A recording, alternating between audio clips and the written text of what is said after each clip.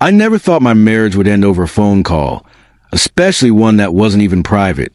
It was a Tuesday evening, and I was sitting in my car outside the office, exhausted after another long day. My phone buzzed. It was Emily, my wife of 4 years. Her tone was already cold before I even said hello.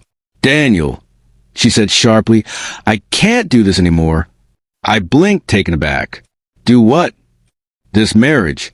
You and I, we're done. Forever." I opened my mouth to respond, but before I could, I heard faint laughter in the background.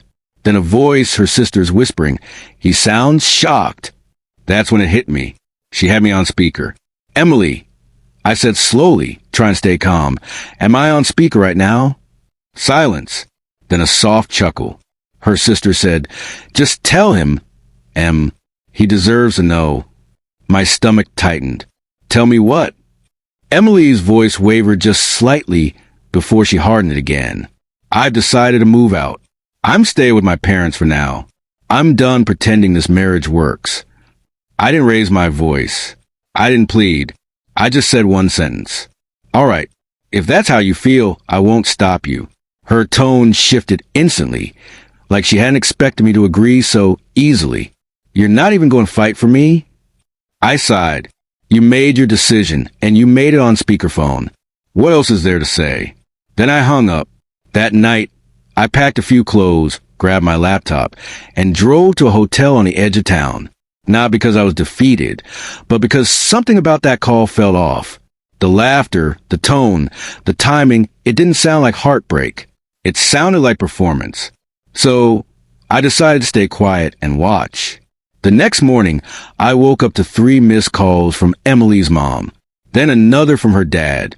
By noon, I had 7 missed calls and 2 voicemails, all from her family, sounding panicked. Finally, I picked up. "Daniel, thank God you answered," her father said, his voice trembling. "What happened last night?" "I was hoping you'd tell me," I replied evenly. He hesitated. "Emily came home saying you ended things, that you were cruel to her, that you kicked her out. But when we asked for details, she broke down crying and wouldn't say anything." I took a deep breath.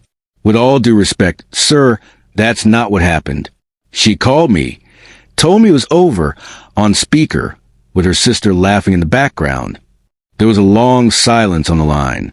Then her mother's voice cut in, sharp and stunned. "She did what?" That conversation changed everything.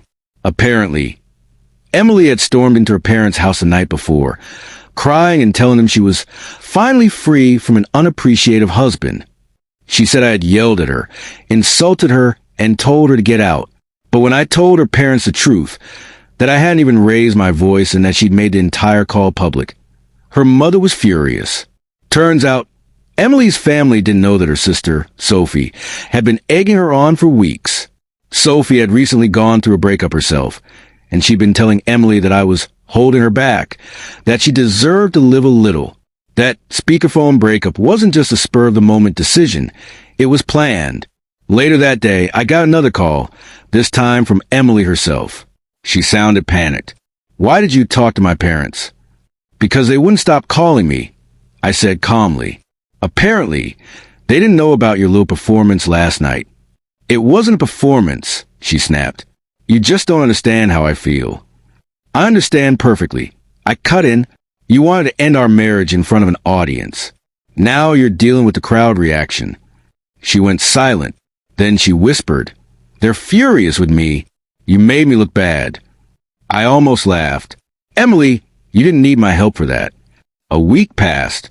During that time, her family tried to convince her to apologize, to take responsibility. But instead, she doubled down, insisting I was emotionally distant and too calm to care. So I did something she never expected. I filed for separation. No arguments, no threats, just quiet action.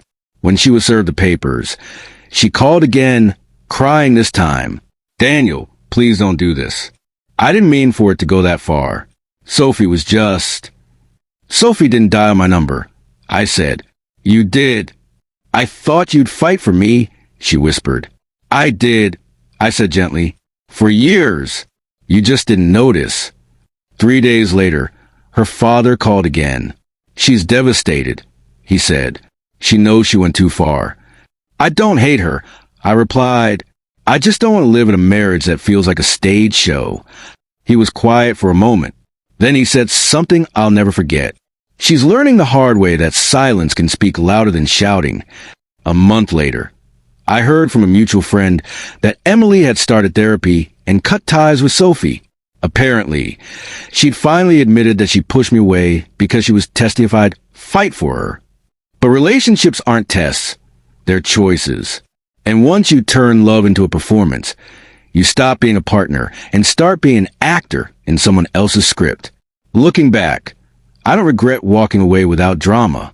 Because when someone tries to break you publicly, the most powerful thing you can do is remain calm and let the truth expose itself.